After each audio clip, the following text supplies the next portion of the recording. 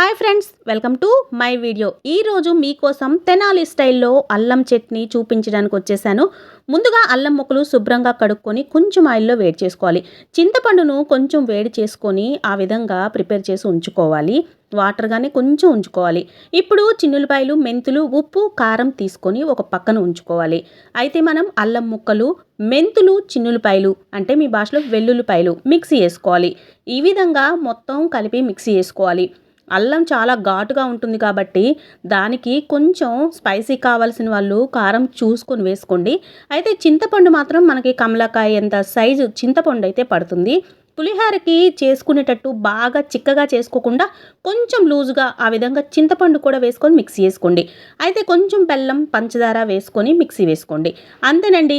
చక్కగా మీరు పులుపు, ఉప్పు ముందే చూసుకోండి. తర్వాత బెల్లం, షుగర్ యాడ్ చేసుకోండి. సరిపోయినంత షుగర్ యాడ్ చేసుకోండి. అల్లం చట్నీ చాలామంది కొంచెం తీయగా లూజుగా చేసుకుంటారు.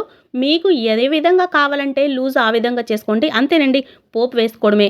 ఈ విధంగా చేసుకున్న చట్నీని ఇడ్లీలతో, దోశలతో చక్కగా వేడి వేడిగా తింటే చాలా బాగుంటుంది. చూశారు కదా నా వీడియో. ఇంతేనండి, చాలా సింపుల్గా ఇంట్లోనే చేసుకోవచ్చు. Thank you friends. Please subscribe my channel.